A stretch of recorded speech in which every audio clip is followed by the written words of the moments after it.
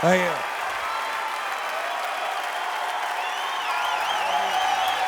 Thank you. Thank you. Yeah.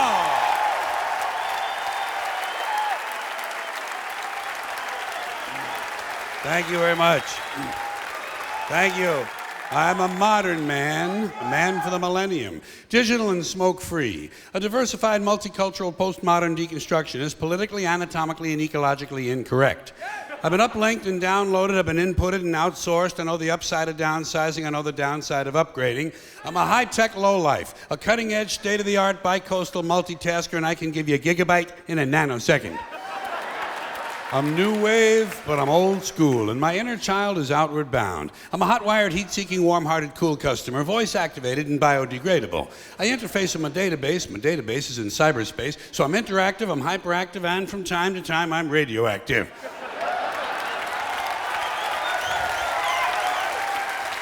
Behind the eight ball, ahead of the curve, riding the wave, dodging the bullet, pushing the envelope. I'm on point, on task, on message, and off drugs. I got no need for coke and speed. I got no urge to binge and purge. I'm in the moment, on the edge, over the top, but under the radar. A high-concept, low-profile, medium-range ballistic missionary. A streetwise smart bomb. A Top Gun bottom feeder. I wear power ties, I tell power lies, I take power naps, I run victory laps. I'm a totally ongoing Bigfoot slam dunk rainmaker with a proactive outreach. A raging workaholic. A working rageaholic. Out of rehab and in denial.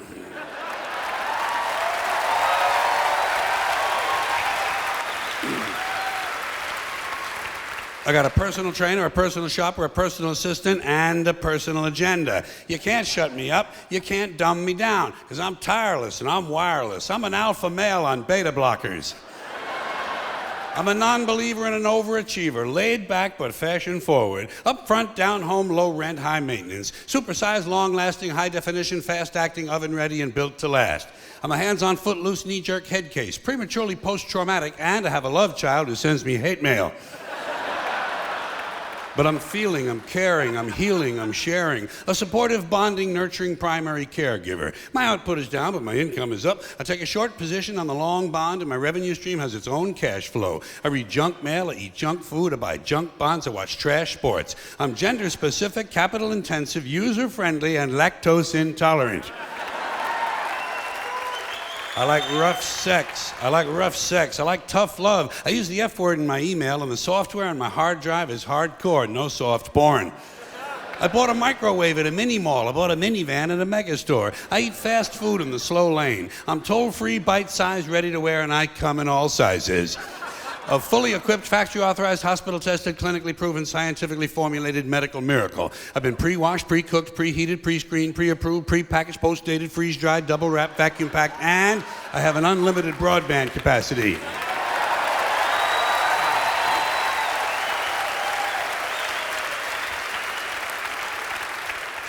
I'm a rude dude, but I'm the real deal. Lean and mean, cocked, locked, and ready to rock. Rough, tough, and hard to bluff. I take it slow, I go with the flow, I ride with the tide, I got glide in my stride. Driving and moving, sailing and spinning, jiving and grooving, wailing and winning. I don't snooze, so I don't lose. I keep the pedal to the metal and the rubber on the road. I party hardy, and lunchtime is crunch time. I'm hanging in, there ain't no doubt, and I'm hanging tough, over and out.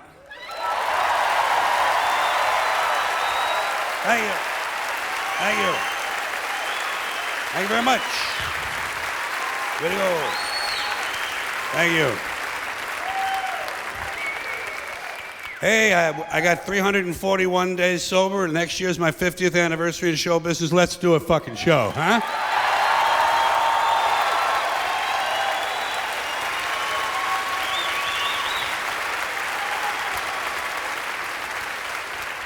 You know something people don't talk about in public anymore? Pussy farts.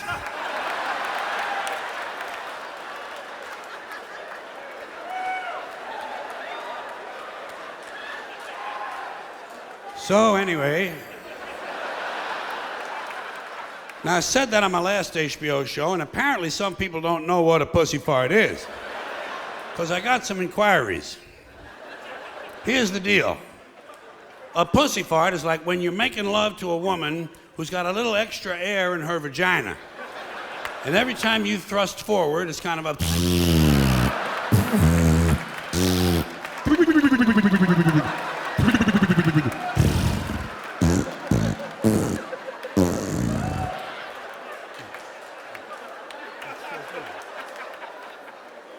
two of you are just lying there, each is wondering if the other one farted. And the man is usually thinking, maybe she farts when she comes. Maybe she took a shit. Man, I gotta stay out of that fucking bar.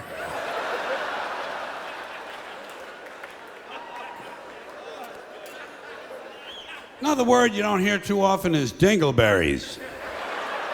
You know, you never hear it on Meet the Press. The dingleberry solution, dingleberry gate, nothing. I think it's because dingleberries is one of them words you don't say too much past your 10th birthday. It's not a grown-up's word. It's a kid's word. Dingleberries! Always sounded kind of Christmassy to me. Don't you think it has a holiday ring to it? Dingleberries. John, you might want to hang some dingleberries over the front door. Then when Mary Ann comes over, she can kiss you under the dingleberries. It is to be devoutly wished that she would kiss me under the dingleberries. Cornhole is another word you don't hear enough. You don't hear that nearly enough, you know? It's a good word. It's a solid word. It's a tough word. It's a man's kind of word. It's got a masculine sound.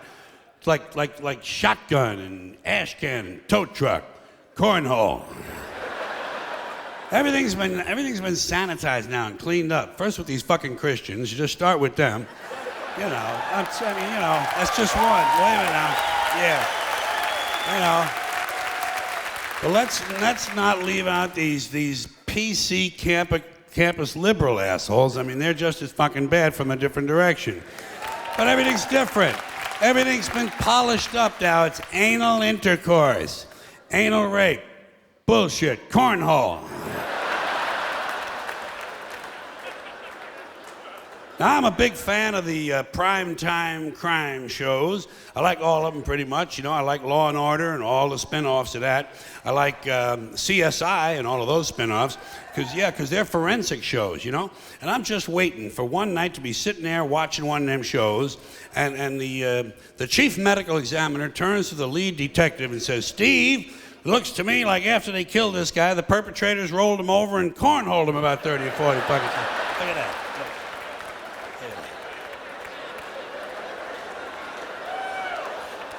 That there is a posthumous multiple cornhole entry wound. In prison, it's a social activity. Yeah, it's right up there on the bulletin board. Checkers, handball, cornholing. Now, just to change the subject a little bit, do you realize that right this second, right now, somewhere around the world, some guy is getting ready to kill himself. Isn't that great? Isn't that great? Did you ever stop and think about that kind of shit? I do. It's fun. And it's interesting, and it's true. Right this second, some guy is getting ready to bite the big bazooka. Because statistics show that every year, 1 million people commit suicide. 1 million.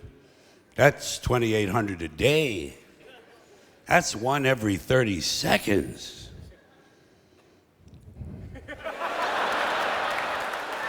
There goes another guy. And I say guy, because men are 4 times more likely than women to commit suicide, even though women attempt it more.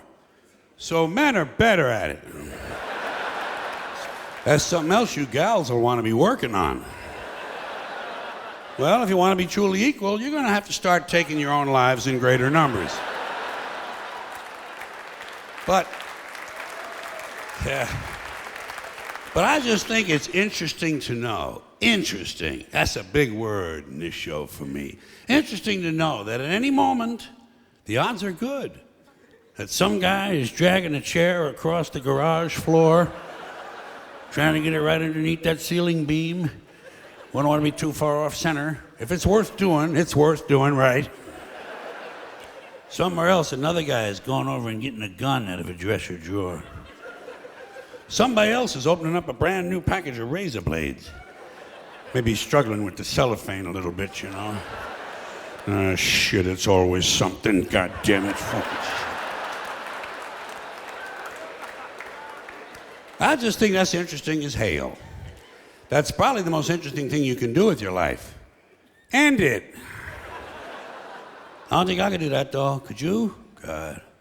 I couldn't commit suicide if my life depended on it. But I understand it, you know. I think I do. I don't wonder about it. I don't wonder, well, why did he do that? Or what was going through his mind? You know what I wonder? Where did he find the fucking time? Who's got time to be committing suicide? Aren't you busy? I got shit to do. Suicide would be way down on my list. Probably down past lighting my own house on fire. I might want to try a little self-mutilation first. You know, take a couple of hunks out of my arm. See if I like the general idea. Because you got to have priorities, man. You know? And you got to have a plan, too, for something like that. Got to plan that shit. People don't just run out the house and jump off a bridge. There are things you have to decide. Timing is important. When you're going to do it. Well, let me see now. Wednesday's out. Got to take Timmy to the circus. Survivor's on Thursday. Friday, I got my colon cleansing. Folks are coming over on Sunday. Sunday. By God, that'd be just a thing. Maybe Mom will find my body. Serve her right for fucking me up the way she did. Then you have to pick a method. How are you going to do it? Well, let me see now. Afraid of heights, that's no good. Can't swallow pills, don't like the sight of blood. Fucking ovens, electric. I'd lie down in front of a train, except the Amtrak ain't come through here in 30 goddamn years. Maybe I'll just take a gun and shoot myself in the mouth. Suppose I miss. People be laughing at me. Suppose I live. I have a big fucking hole in my head. I have to wear some kind of dumbass hat. Well, I guess I just hang myself. That'd be good. Gotta get a rope. Oh, shit, it's always something. I got a rope in the garage. It's got a lot of grease and paint on it. Don't want to get this stuff on my neck. Walmart's having a special on rope this weekend. No sense spending a lot of money to kill myself. Then again, I can always put it on my credit card. I'll never have to pay the fucking thing. That's it then. I'm hanging myself and Walmart's paying for it. What's next? A note. Oh, Jesus. Gotta express myself. Hell, if I could express myself, I wouldn't be thinking of doing something like this. Where's a pen? Can never find a pen. Told the kids not to move the pen away from that telephone. Goddamn kids. Well, just kill them too. Make it one of them family package deals. Here's a pen. I'll just jam it into my fucking neck and get it over with. Let's see now. Where do you put the date? Upper left? I can never remember that. To whom it may concern. Sounds kind of impersonal. Dear Marzell. Leaves out the kids. I know. Hey guys, guess what? Keep on reading. How are you? I hope you are fine. I am not fine. As you can no doubt tell from me hanging here from the ceiling fixture. You are the ones who drove me to this. I was doing just fine until you fuckers came along.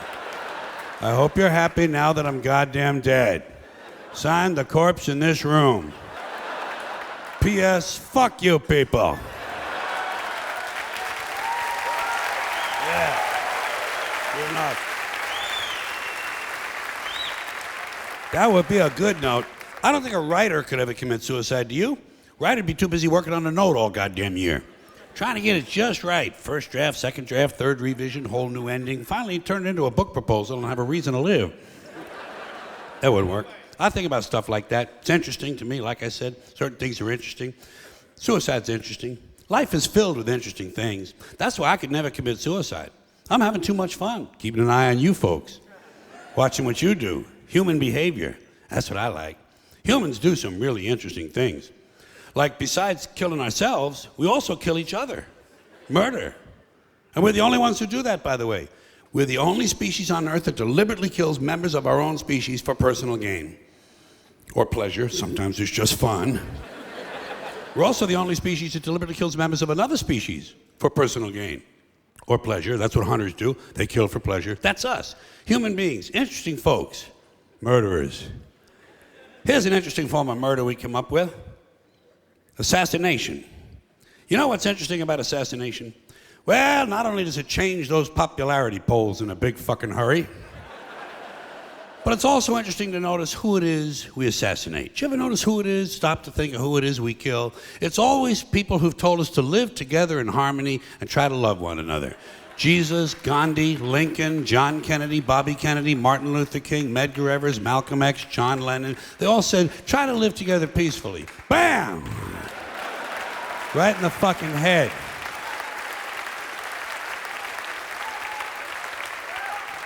Apparently, we're not ready for that. Yeah, that's difficult behavior for us. We're too busy sitting around trying to think up ways to kill each other. Here's one we came up with. It's efficient, too. Genocide, you know? Killing large numbers of people simply because they don't look like you, they don't talk like you, and they don't have the same kind of hats you do. You ever notice that anytime you see two groups of people who really hate each other, chances are good they're wearing different kind of hats. Keep an eye on that, it might be important. But anytime there's genocide, there are always mass graves. Right? Every time we kill some dictator and go march into his country, we always find mass graves. Thousands of dead bodies of people the dictator killed. And everybody over here gets horrified. Whoa, mass graves, whoa. Well, shit, what's a guy supposed to do with a couple thousand people he just killed? Dig separate holes? Fuck that shit. It's labor intensive. Get real. The whole idea of killing a large number of people at one time in one place is convenience, efficiency. Throw them in the fucking hole. Look at it this way. At least the dictator had the decency to throw a little dirt on them. Give the guy some credit. Dictator's a busy man. Got a lot on his mind. Like trying to figure out who's planning to kill him. So he can pick them up, put them in prison, and torture them. Here's another one of our interesting, heartwarming behaviors we come up with. Somewhere along the way, torturing each other.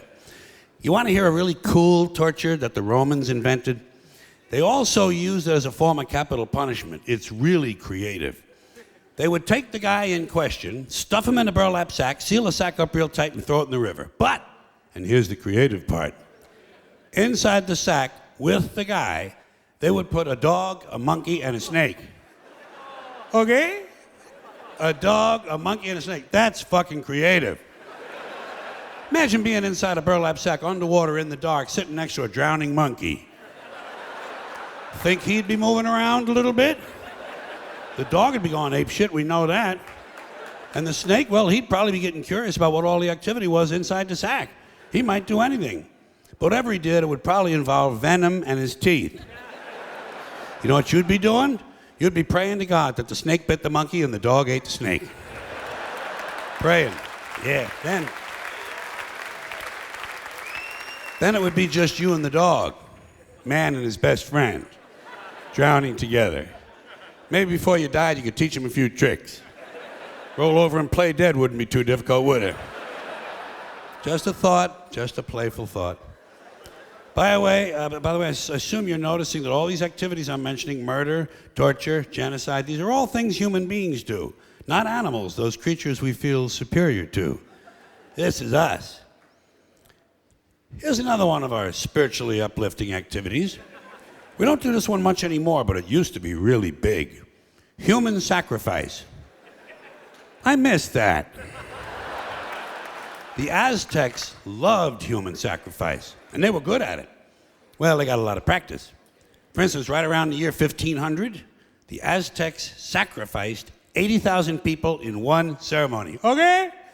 80,000 people, one ceremony. You know what the occasion was? They were opening a new temple. Nothing like religion for a little entertainment, huh? Especially that old-time religion. Know how the Aztecs went about their sacrificing? Here's how they did it. They would do it right out in public, right in front of everybody, big town, beautiful city square, 20, 30,000 people looking on. They would take the guy, lay him on an altar, cut his chest open, pull his heart out, and hold it up in the air while it was still beating. Got that? Cut his chest open, pull his heart out, and hold it up in the air while it was still beating. You know what you call that? Theater. That is fucking theater. And although the procedure may have been a little too crude to be considered the first bypass surgery, it could easily be seen as an early form of organ donor program. The Aztecs, human beings, just like us. Not too long ago, 500 years, Columbus had already landed. This was just south of here, Mexico. And by the way, those hearts didn't go to waste, did not go to waste. Because right after the ceremonies, the royal family, naturally, would enjoy another one of our amusing activities, cannibalism. Imagine that, chowing down on another human being. You gotta be all out of beef jerky, man. You gotta be really fucking hungry. But it happens, doesn't it? It still happens to this day. Bunch of people stranded in the wilderness, run out of Pop-Tarts, gotta eat something. Might as well be Steve. And how do you decide who to eat first? How do you decide who's first on the barbecue rack? Do you pick on the little guy because he's skinny and he can't fight back?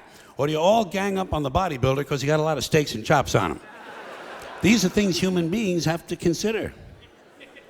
One more of these charming diversions of ours, necrophilia.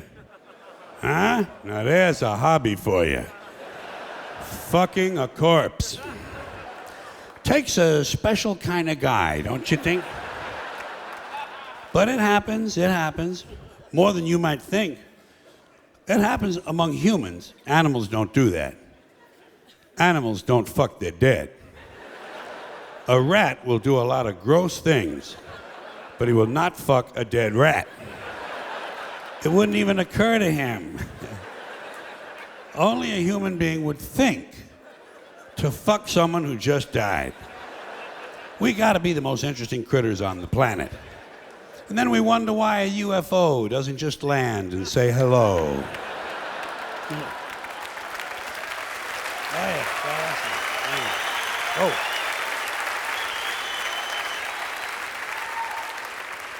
You know the best thing about necrophilia?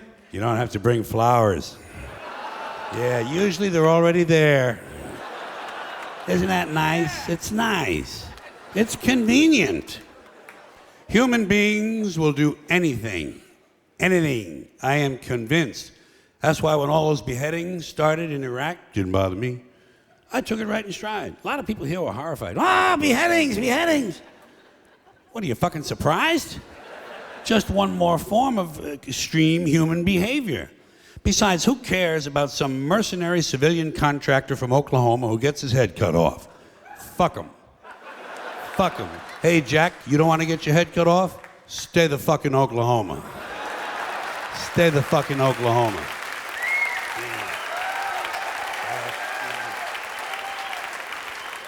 They ain't cutting off heads in Oklahoma, as far as I know.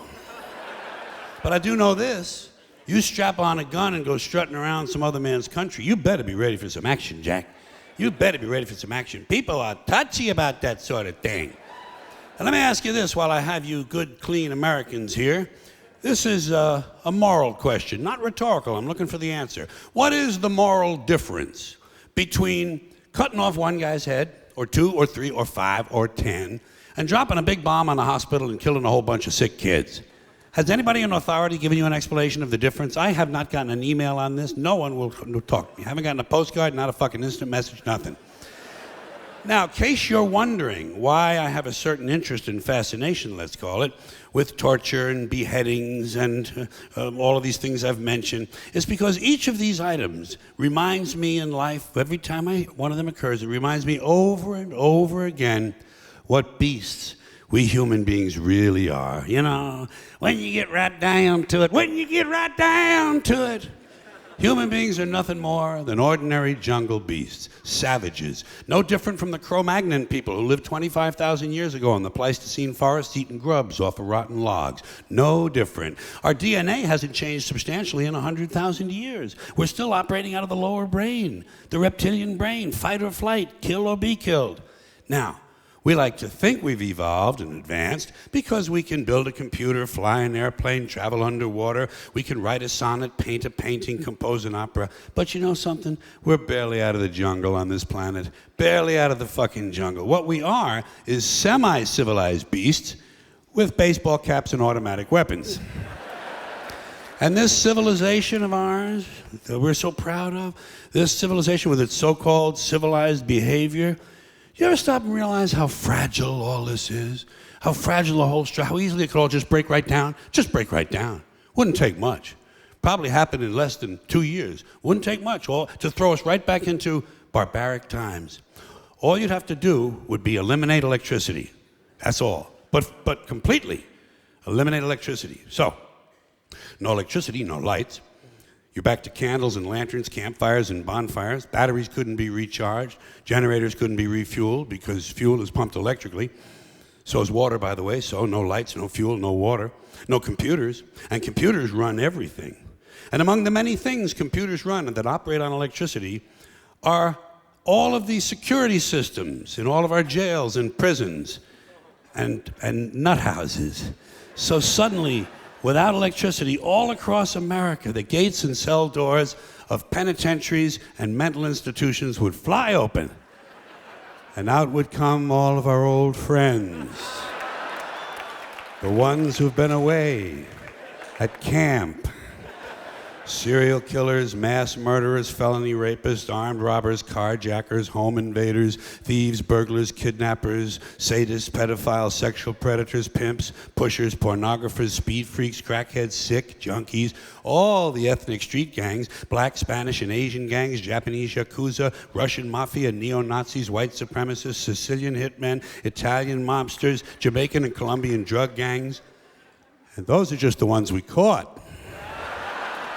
Let's not forget their counterparts, still on the outside right now, waiting to hook up with their prison buddies so they can start a new organization, the American Federation of Sociopaths.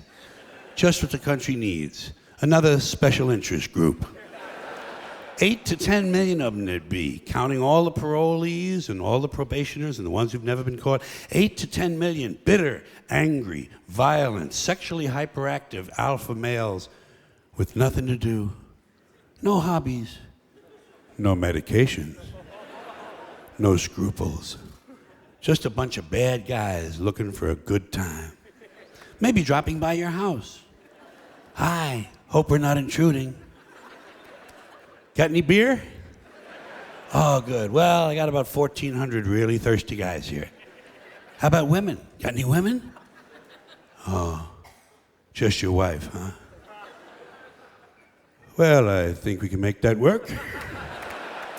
Now, boys, there's a lady here, so I want you to mind your manners and wait your turn. Police wouldn't help you. They'd be gone at the first sign of trouble. They'd be home protecting their own families. So would the Army and the National Guard. You'd be alone. You'd be on your own. You'd be SOL and JWF. Shit out of luck and jolly well fucked. Shit out of luck and jolly well fucked. After a couple of years of living like that, beheadings would be the least of your problems. People would be lining up to be beheaded.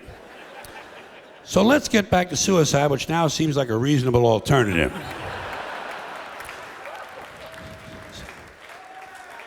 Suicide is an interesting topic to me because it's an inherently interesting decision. To decide voluntarily not to exist anymore. It's profound. You know what it is? It's the ultimate makeover. That's why I think it belongs on television. In this depraved culture we live in, with all of these reality shows, suicide and television will be a natural. I'll bet you could have an all-suicide channel on cable TV. I'll bet you. Shit, they got all golf. What the fuck, huh? God damn. Jeez. You ever watch golf? You ever watch golf? It's like watching flies fuck. If you can get a bunch of brainless assholes to sit still and waste a Sunday afternoon on that kind of shit, you know you can get some people to watch some suicides. All day long, 24 hours a day, nothing but suicides. Must die TV. You'd get a lot of people watching that shit. You'd get a lot of people volunteering to be on there, too, just so their friends could see them on TV. People are fucking goofy. You'd get a lot of volunteers. You get all them leftover assholes from Let's Make a Deal. They'd be lined up around the block, pushing each other out of the way, pushing on funny capes and caps and hats and makeup and calling themselves Captain Suicide. Guys would be competing for most unusual method. People would be jumping off of silos, lighting themselves on fire, putting rat poison on a taco, drinking, mopping glows, sticking mothballs up their ass. You'd probably have some weird fuck show up and figure out how to kill himself with dental floss and a Stinger missile. People are fucking goofy. I bet you could find you a married couple. In this country, shit. I bet you could find a married couple in one of them trailer parks or something who'd be perfectly willing to sit in a love seat and blow each other's heads off with shotguns while a love song is playing. People are fucking nuts. This country is full of nitwits and assholes. You ever notice that? Oh my goodness, yes. Oh my goodness, right. Yeah. Nitwits, assholes, fuck-ups, scumbags, jerk-offs, and dipshits. And they all vote. They all vote, yeah. In fact, sometimes you get the impression they're the only ones who vote. You can usually tell who's been doing the voting by looking at the fucking election returns. Man, it sure ain't me out there wasting my time with a meaningless activity like that. You know those people on the Jerry Springer show? Those are the average Americans. Oh yeah, believe me, below average can't get on the show. Can't get on. Below average are sitting home watching that shit on TV. Getting ready to go out and vote. Filling out their sample ballot. People are fucking dumb. You can say what you want about this country, and I love this place. I love the freedoms we used to have. I love it. I love that, you know?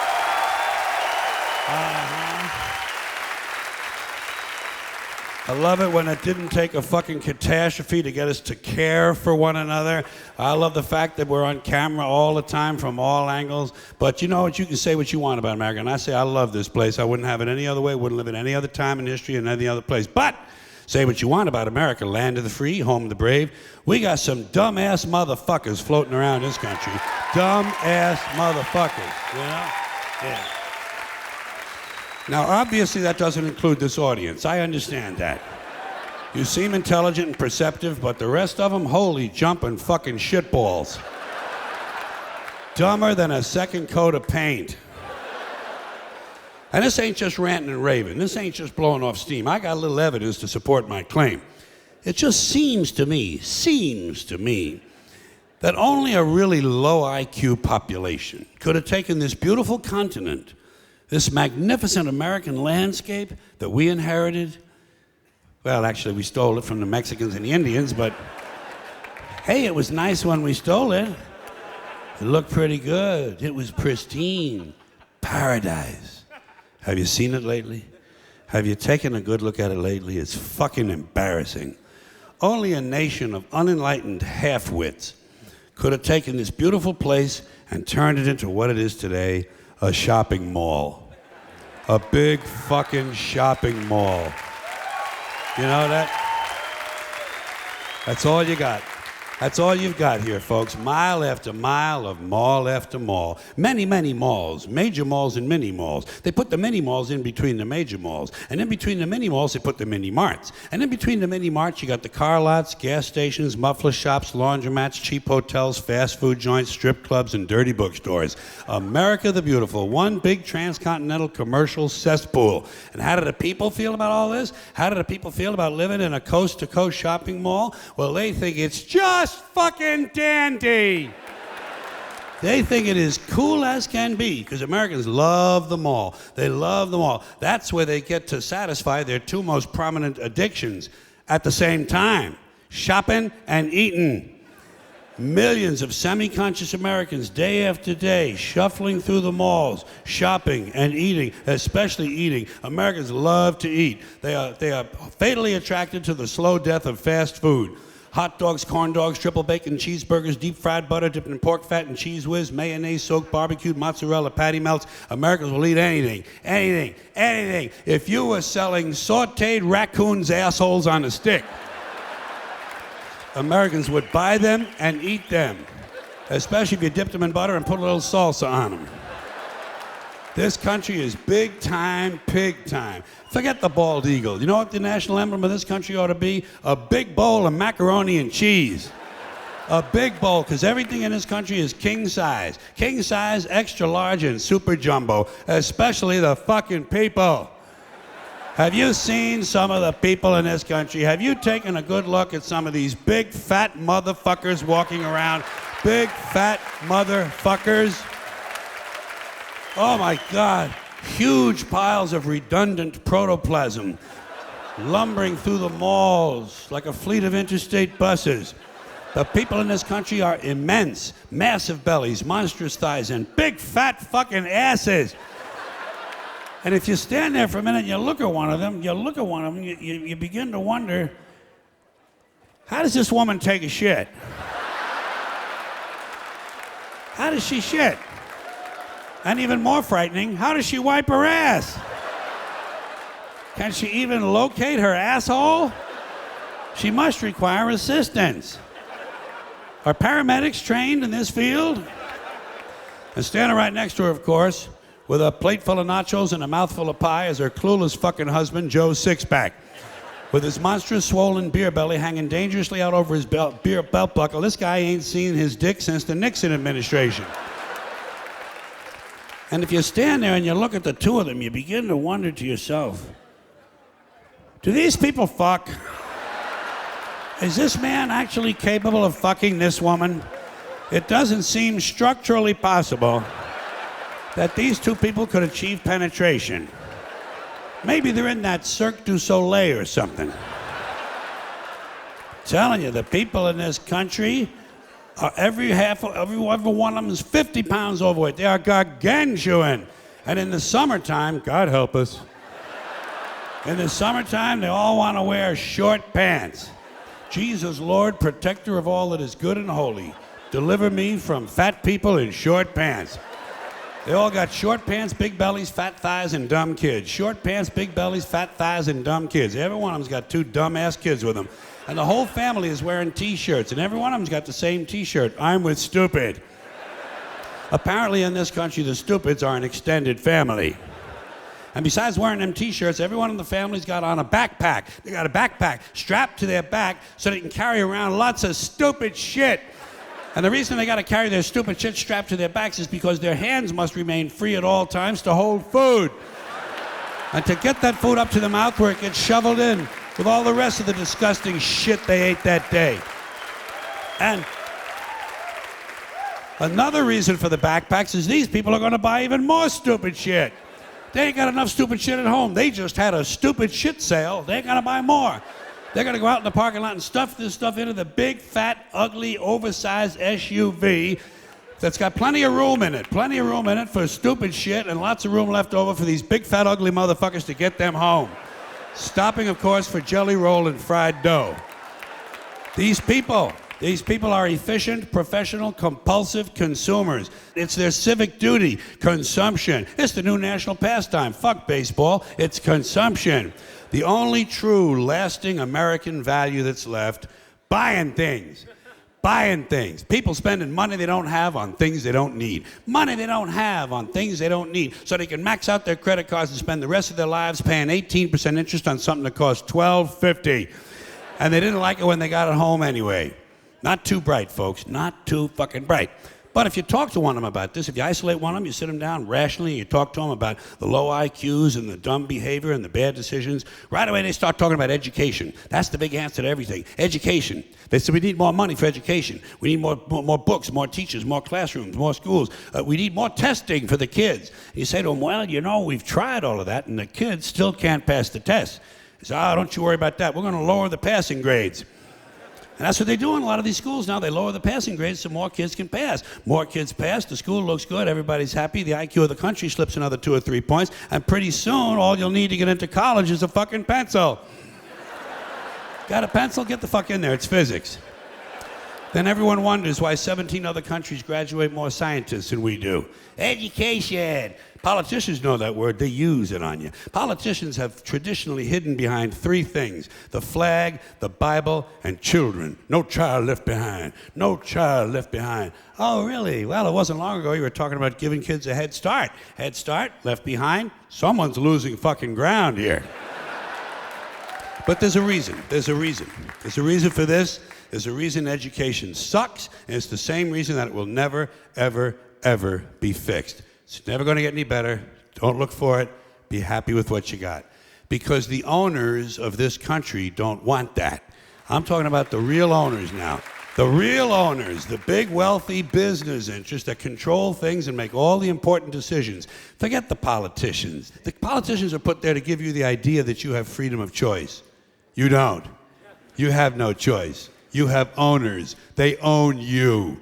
They own everything. They own all the important land. They own and control the corporations. They've long since bought and paid for the Senate, the Congress, the state houses, the city halls. They got the judges in their back pockets. And they own all the big media companies, so they control just about all of the news and information you get to hear. They got you by the balls.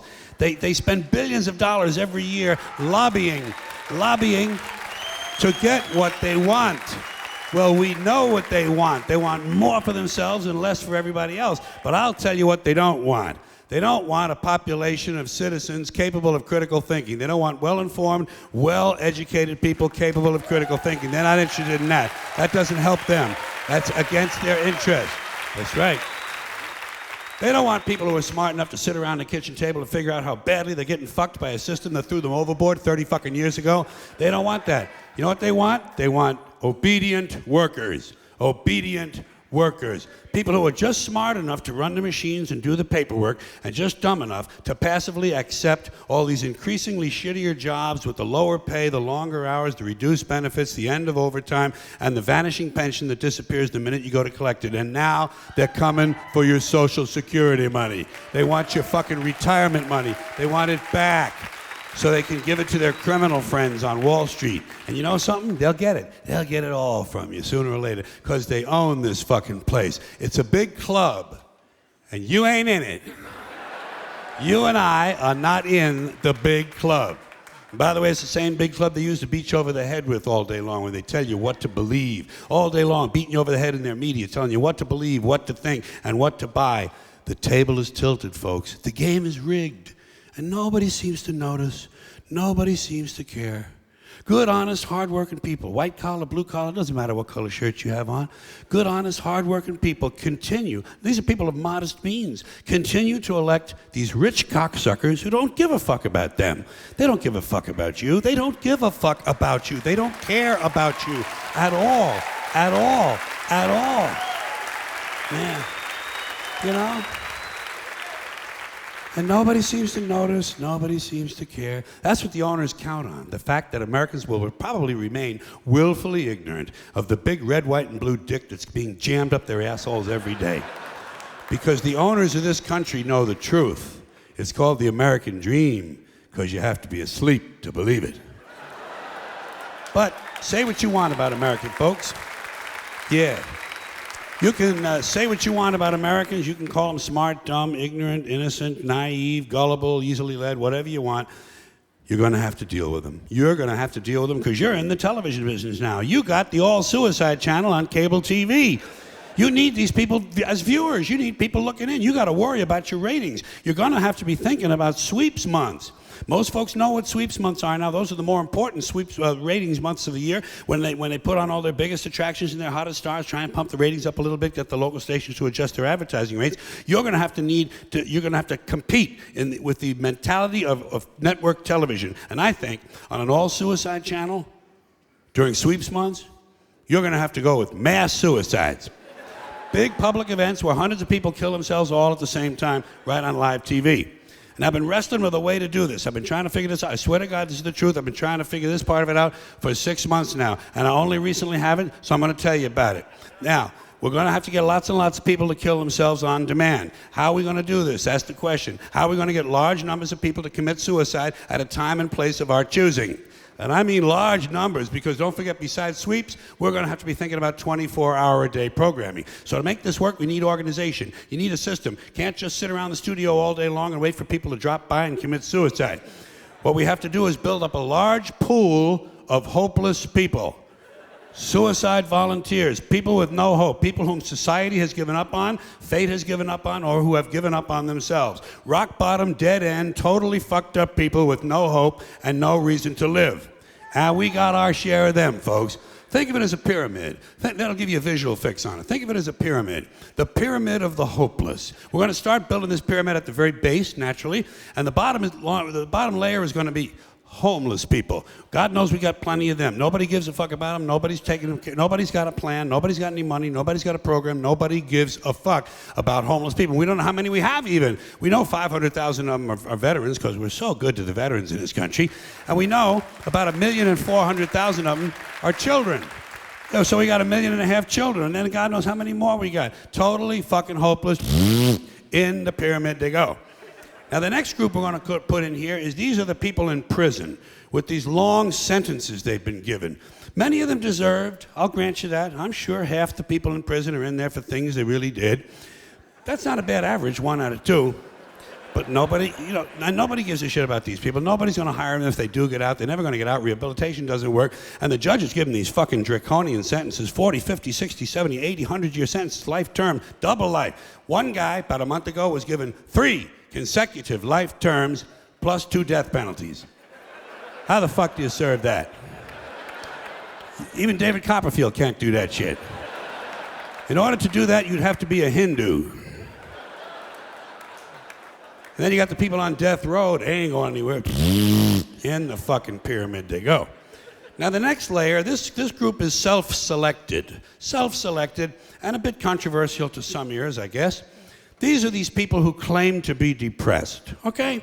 Apparently in this land of plenty, this richest nation in the history of the world, we're so proud of saying that, some supermarkets have 100,000 items in them. We have 19 million Americans claiming to be depressed.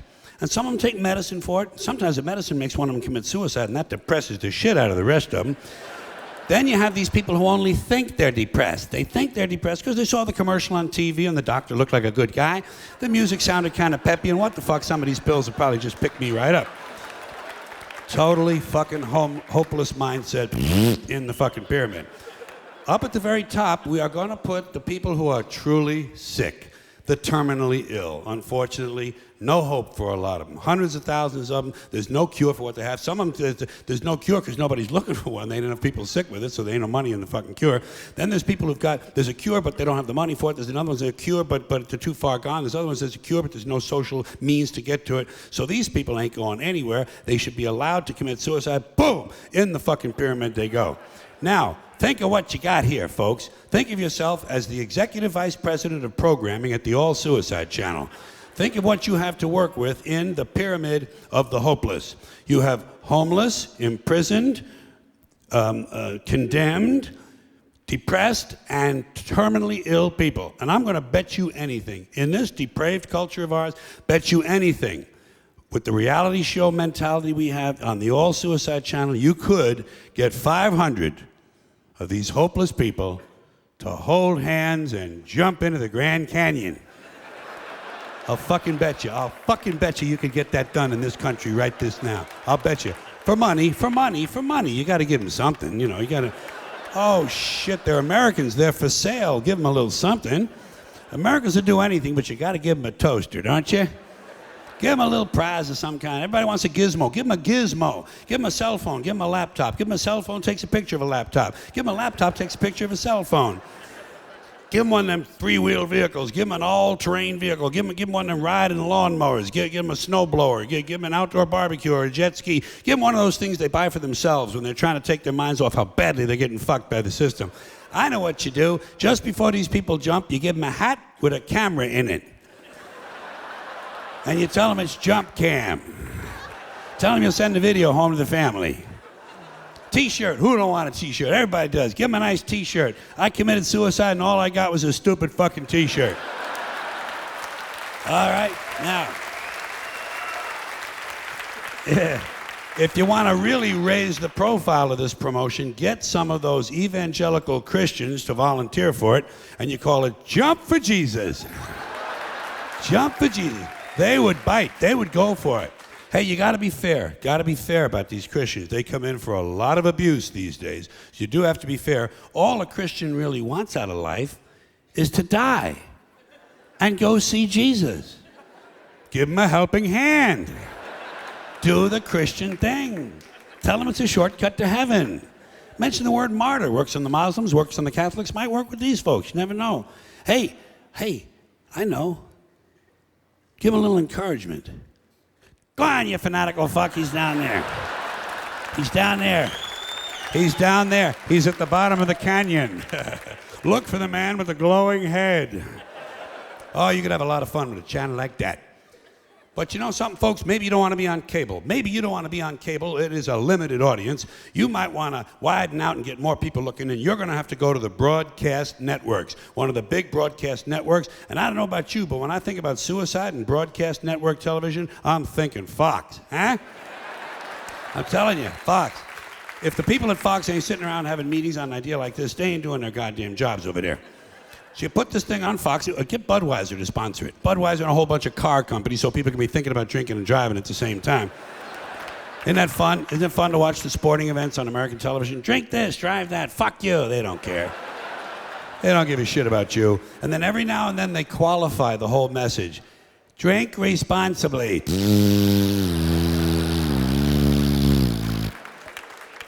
So you put this thing on Fox, and if you do, or on any broadcast network, you're going to have to bring in that younger audience. Everybody knows that. That's what the advertisers are looking for, is these 18 to 24-year-olds. You're going to have to get young people interested in this. You know how you get young people interested in suicide? You don't call it suicide. You call it extreme living. They would go for it. Listen, young people are attracted to suicide in the first place. Did you know suicide is the third leading cause of death between 15 and 24? It's third, 9th in the general population. That'll give you an idea how popular this after-school activity has become among our teenage folks, especially these young boys, these adolescent males, and a lot of them, you know, they kill themselves when they're jerking off. They don't mean to. It just happens. You know about that? Yeah, some of you know, I can tell. Yeah. A lot of people don't know about it. A lot of people never heard of that, you know. It's just one of those things Americans can't handle. We can't handle that. We don't talk about that. It's not on Larry King Live. It ain't on Barbara Walters. You ain't gonna see it in People magazine, but it's out there, folks. It's out there, and it's extremely common. You just ask any teenage boy you know who trusts you. Ask him what he knows or what he's heard about cutting off your air supply just at the moment you're about to have a sexual release. He'll tell you an interesting story or two. The kids call it scarfing, because some of them use scarves to do it. Or screw the kid, just get on the internet, do it yourself. Google in the words autoerotic asphyxia. Autoerotic asphyxia. It's the practice of cutting off the oxygen to the brain at the last moment during masturbation in order to heighten the orgasm. And when I say common, 1,000 kids a year die this way, okay? 1,000 of them die, so think how many of them are trying to pull this off, if you pardon the little pun that I throw in there, just to lighten the mood. But here's the way it works. Apparently, I never tried it. It sounded risky to me. Well, jerking off is all I need. You know what I mean, folks? I ain't trying to double my money. Fuck that shit. Yeah, I just jerk off, wipe off my chest, get up and go to work, you know? That's it.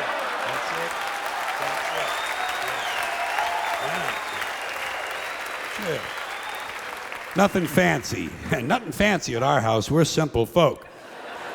But here's the way it's supposed to work, and this is why it's such a big attraction in the first place. Apparently, it is true, medically, physiologically speaking, that if you can cut off your air supply, the oxygen to your brain, just at the moment you're about to have an orgasm, the orgasm is about, I don't know, let's say 500 times better, something like that. It's incredibly intense. So, what you got to do is stand up on a chair or a bucket or some kind of thing. You put a rope around your neck and you start jerking off.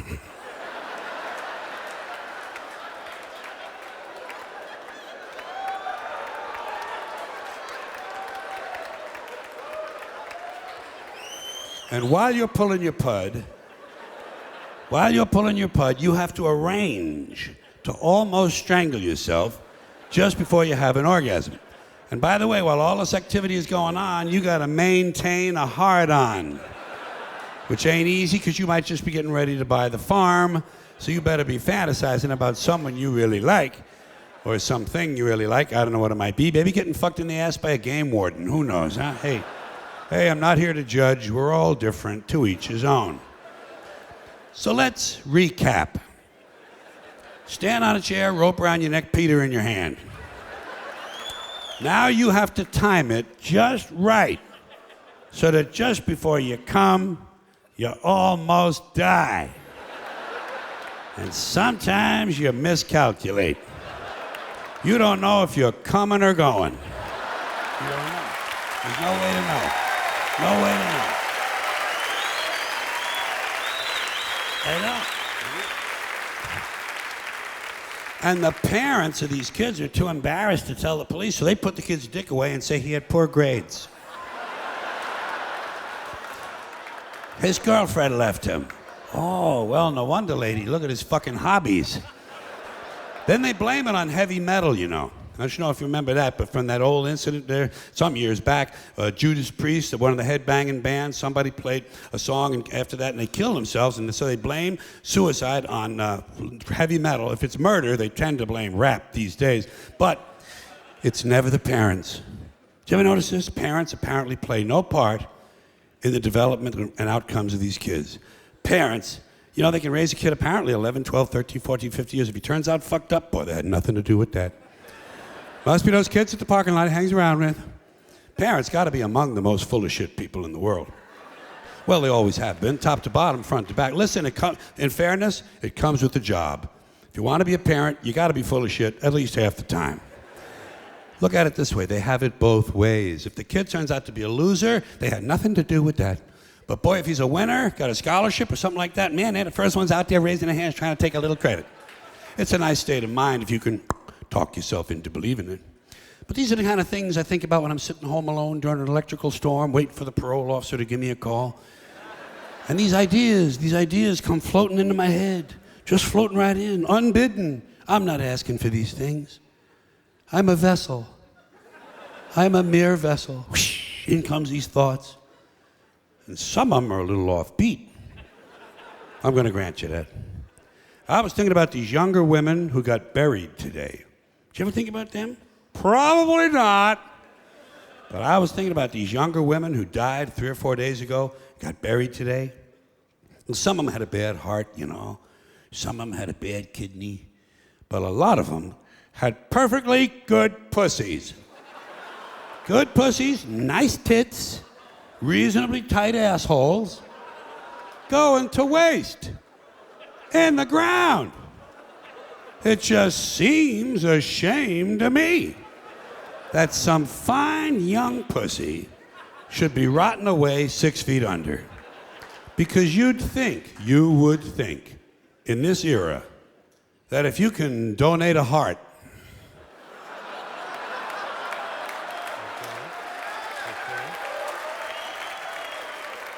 to someone who needs one, there ought to be a way to recycle some of these pussies and get them to people who need them. Some old guy living up in the mountains. Wow. Holy shit, look at this fucking thing. This is great. Thank you very much. Thank you, sir. I appreciate this. Thank you, thank you. Thank you. God bless you. God, you're doing God's work. I hope you know that, don't you? Hey, this is better than Publishers Clearinghouse. Listen here, buddy. You ain't got a red-headed one of these by any chance, do you? No, I didn't think so. I never run into one of them myself. Thank you very much. Now listen here, this is the real thing, ain't it? This ain't one of them store-bought pussies for the adult bookstore. Huh? What's that? Oh, okay. Hold on just a second. Oh, Jesus Christ on the cracker. That's the real fucking thing. I'd recognize that sumbitch anywhere. That straightened out my nose hairs. I better get this sucker home and get it in the refrigerator as quick as I can.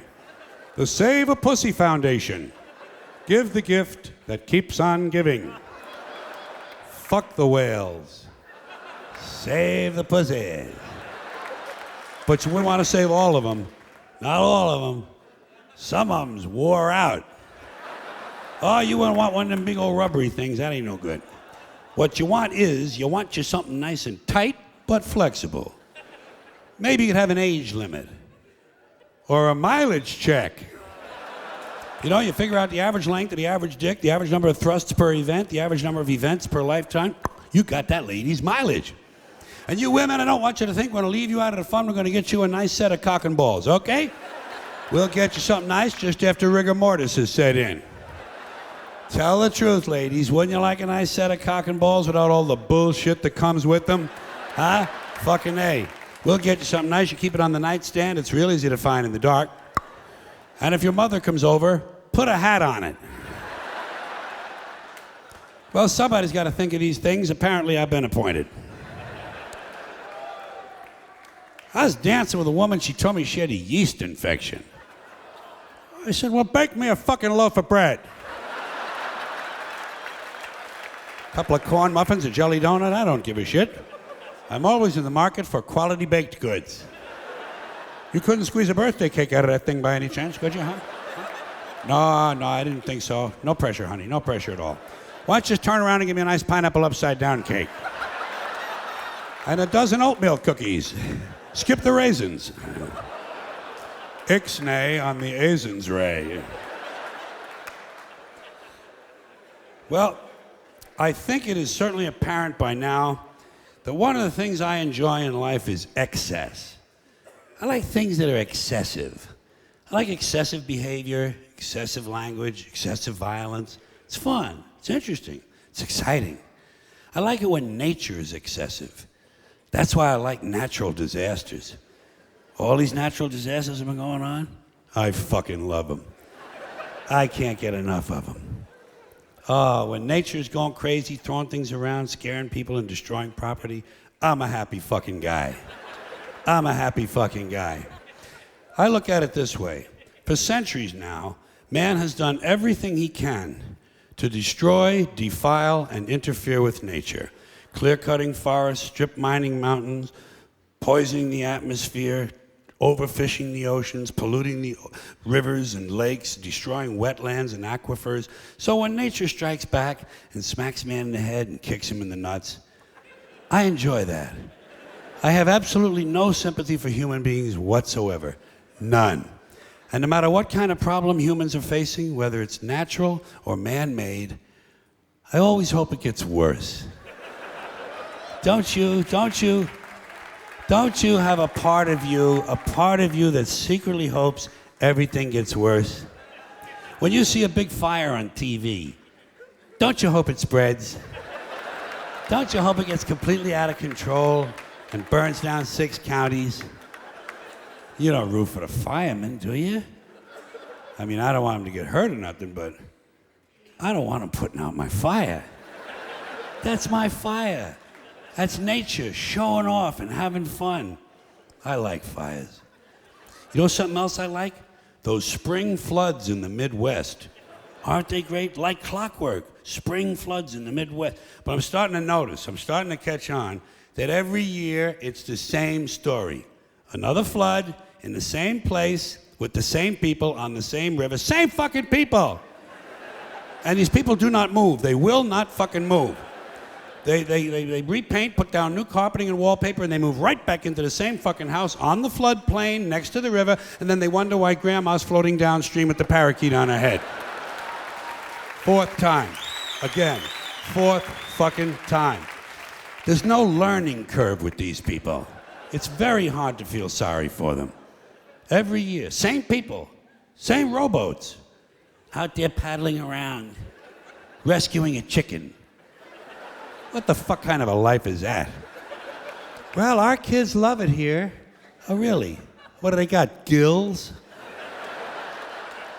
And while they're showing all that shit on the screen, the announcer is saying to me, it's been raining steadily for 3 months now. The ground can't hold any more water. The river is cresting higher than it has in 2 centuries. The levees have washed away, and I just hope it keeps raining and raining and raining and raining and raining and raining and raining and raining and raining and raining and raining and raining and raining, and it rains steadily for 5 years. And then after that, for 10 years, it's cloudy with occasional showers. And the river never returns to its natural banks. It becomes a completely new river. And the borders of 3 states have to be changed. And all the maps and atlases have to be redrawn and reprinted. And no one's couch ever completely dries out. For years and years, every time they sit down, there's always a little squish. Dan, Linda, come on in, you guys. Have a seat. Squish, squish. I like that. I'm an interesting guy. I always hope that no matter how small the original problem is, it's going to grow into bigger and bigger proportions that get completely out of control. And I'll give you a concrete example. Let's say a water main breaks in downtown Los Angeles and it floods an electrical substation, knocking out all the traffic lights and tying up the entire city, and emergency vehicles can't get through. And at the same time, one of those month-long global warming heat waves comes along, but there's no air conditioning, there's no water for sanitation, so cholera, smallpox, and dysentery break out, and thousands of people start dying in the streets. But before they die, parasites eat their brains, and they go completely fucking crazy, and they storm the hospital, but the hospital can't handle all the casualties, so these people rape all the nurses and set the hospital on fire. And the flames drive them even crazier, so they start stabbing social workers and garbage men. And a big wind comes along and the entire city goes up in flames, and the people who are still healthy, they get mad at the sick people and they start crucifying them, nailing them to crosses, trying on their underwear, shit like that. Then everybody smokes crack and PCP, and they march on City Hall where they burn the mayor at the stake, strangle his wife, and take turns sodomizing the statue of Larry Flint. And at this point, it looks like pretty soon things are going to start to get out of control. So everybody panics and tries to leave the city at the same time. And they trample each other to death in the streets by the thousands, and wild dogs eat their corpses. And the wild dogs chase the rest of the people down the highway, and one by one the dogs pick off the old fucks and the slow people because they're in the fast lane where they don't belong. Get the fuck out of the fast lane if you're an old fuck, if you're a slow fuck. Get over on the right. Get over on the right. And the lucky ones, the lucky people who manage to make it all the way outside of town, they discover when they get there that big sparks from the city have lit the suburbs on fire, and the suburbs burn uncontrollably, and thousands of identical homes have identical fires with identical smoke, killing all the identical soccer moms and their identical kids named Jason and Jennifer. And now the fire spreads to the farmlands, and the farmlands burn intensely at 425 degrees, creating millions of baked potatoes. And as the farmlands burn, thousands of barns and farmhouses begin to explode from all the hidden methamphetamine labs. And the meth chemicals run downhill into the rivers and streams where wild animals drink the water and get completely geeked on speed. So bears and wolves, amped up on crank, start roaming the countryside looking for people to eat, even though they're not really hungry. And the fire spreads to the forest, and the forests burn furiously, and hundreds of elves and trolls and fairies come running out of the woods screaming, "Bambi is dead! Bambi is dead!" And he is. Finally, that fucking little cunt, Bambi, is dead. Dead. Now hundreds of regional fires come together into one huge interstate inferno, and all 12 of the western United States are burning out of control, except Utah, where the Mormons don't allow fires. And the fire spreads across the Great Plains, toasting the wheat, cooking the cattle, and producing hamburgers, actually. Then it leaps the Mississippi and races through the South, blowing up stills, interrupting lynchings, and killing millions of inbred people. And then it turns northeast and it heads for Washington, D.C., where George Bush can't decide if it's an emergency or not. He can't decide this. He doesn't know. It's hard. Oh, it's hard work. You know? No. Yeah, he can't decide because Dick Cheney is in prison. So instead, he takes a nap. He puts his empty, fucking brainless head down on the little pillow his mother gave him at Christmas time, and he takes a fucking nap. So the fire moves to Philadelphia, but it's a weekend, and Philadelphia's closed on the weekends. So the fire moves to New York City, and the people in New York tell the fire to go fuck itself. Go fuck yourself. Yeah. And it does. Yeah. And it does. So instead, it burns down Long Island and Connecticut, killing all the rich white assholes and completely destroying their evil faggoty golf courses. And while all this is going on, Canada burns to the ground, but nobody notices. And now the entire North American continent is on fire, producing a huge thermal updraft and creating an incendiary cyclonic macro system that forms a hemispheric megastorm, breaking down the molecular structure of the atmosphere and actually changing the laws of nature. Fire and water combine, burning clouds of flaming rain fall upward, gamma rays and solar winds ignite the ionosphere, creating huge clouds of ionized plasma. Bolts of lightning 20 million miles long begin shooting out of the North Pole, and the sky fills up with green shit. And then suddenly, the entire fabric of space-time splits in two. A huge crack in the universe opens, and all the dead people from the past begin falling through. Babe Ruth, Groucho Marx, Davy Crockett, Tiny Tim, Porky Pig, Hitler, Janis Joplin, Alan Ludden, my Uncle Dave, your Uncle Dave. Everybody's Uncle Dave. An endless stream of dead Uncle Daves falling through the crack. And all the dead Uncle Daves gather around a heavenly kitchen table. They light up cigarettes and they begin to talk. They talk about how they never got a break, how their parents didn't love them and their children were ungrateful. They talk about how the government screwed them out of money and they just missed out on a big job. They say the Jews own everything and the blacks get special treatment. And all the hatred and bitterness drips out of these people and forms a big pool of liquid hate. And the pool of liquid hate begins to spin. Round and round it spins, faster and faster. And the faster it spins, the bigger it gets. Faster and faster, bigger and bigger, until the whirling pool of hate is bigger than the entire universe. And then suddenly it explodes into trillions of tiny stars. And every star has a trillion planets. And every planet has a trillion Uncle Daves. And all the Uncle Daves have good jobs, perfect eyesight, and shoes that fit. They have great sex lives and free health care. They understand the internet. Their kids think they're cool, and they all love their neighbors. And every week, without fail, Uncle Dave wins the lottery. Forever and ever, till the end of time, every single Uncle Dave has a winning ticket. And Uncle Dave is finally happy. Now do you see why I like it when nature gets even with humans? Thanks for coming in here tonight.